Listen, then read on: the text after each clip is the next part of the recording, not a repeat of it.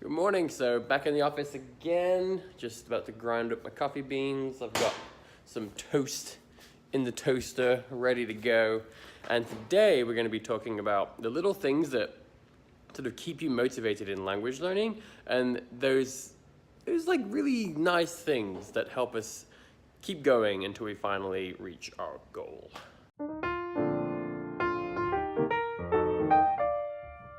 Hello, so here we are in my little spaceship, and I just finished my breakfast as always, did my meditation, and now I'm about to start a little activity that really brings me a lot of joy and a lot of just calmness and pleasure. It's just something I really like doing, and I wanted to share it with you guys because it made me think of just all the little things that help keep us motivated in language learning.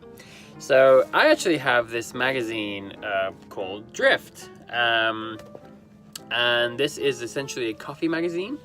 It's all about the coffee culture of a particular city. So every issue of the magazine focuses on a city. So for example, the first one I ever read was all about Melbourne.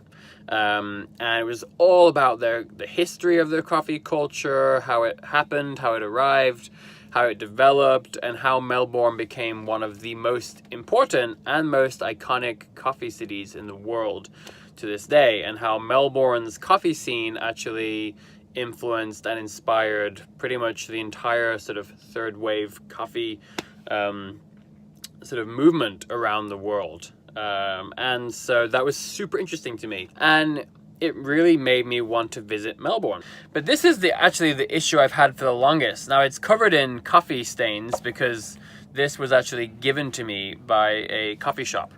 These magazines are very rare once they sell all the copies. And so the Stockholm issue is very, very difficult to find. So a coffee shop gave it to me because I was coming in all the time and always asking about it.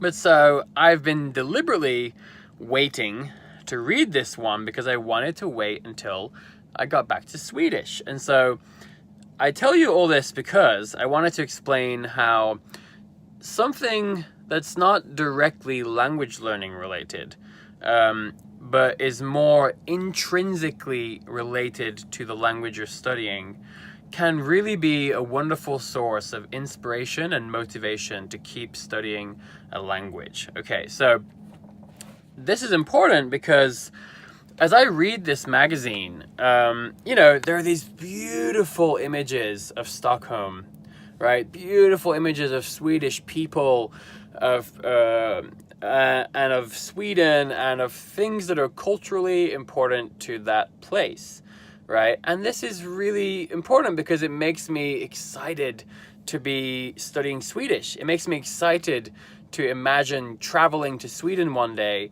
and it keeps me motivated to keep studying the Swedish language, right?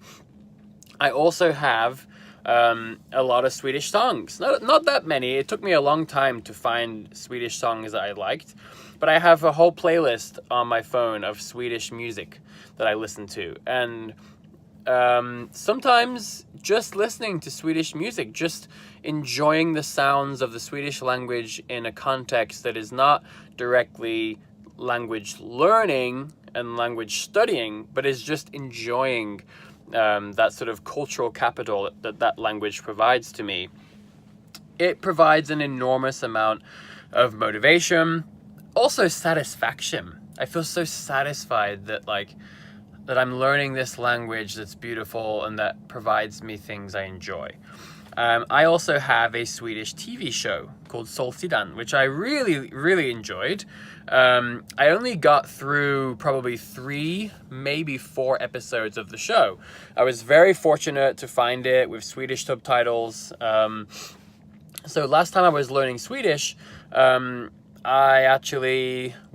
would watch an episode with no subtitles at all. Then I would go back and watch it with Swedish subtitles. I never did see it with English subtitles. So everything that I understand and enjoy about that TV show all came to me in Swedish, right? So Now, after that, there is the novel. The English title is The Girl with a Dragon Tattoo. The Swedish title is Män som hatar kvinnor, which is basically men who hate women. Very interesting novel. I'm sure a lot of you probably know it.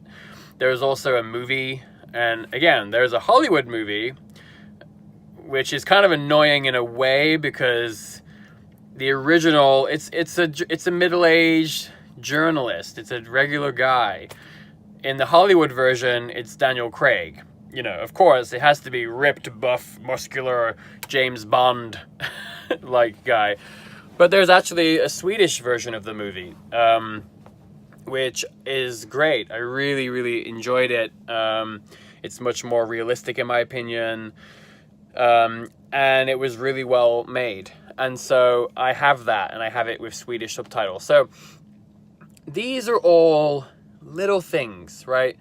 Movies, music that you enjoy, TV shows perhaps, even a coffee magazine with beautiful pictures and images and little anecdotes and stories about their coffee culture. You know, all this stuff. Again, none of this is language learning specific. None of these are traditional learning resources. They're all things that you could use to learn. You could study song lyrics. You could use those songs to improve your vocabulary, improve the musicality of the language as you speak it and use it. You could use TV shows like I often do. You could use movies. Ooh, I also have several lovely little Swedish novels. I have En man som heter Ove. I believe that's the title. It's been like a couple years. A Man Called Ove. Really nice, sweet, just, you know, lovely story. And that's in Swedish, right? I also have the book. I didn't say this. I have the book, The Girl with a Dragon Tattoo, but I have it in Swedish as well, which I haven't read yet, which I would that was one of my big goals in Swedish, was to read that book in the original language. So again, all these things, you could use them as learning resources.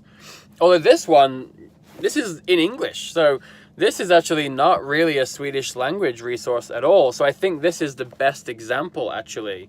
Look at that. Oh, so nice. This is the best example of just a really nice small thing that is in no way, in this case, related to learning the language, acquiring vocabulary, but it provides an enormous amount of just peaceful satisfaction and motivation to continue learning Swedish. And I find that I tend to collect this type of material in all my languages. So I would love to hear from you.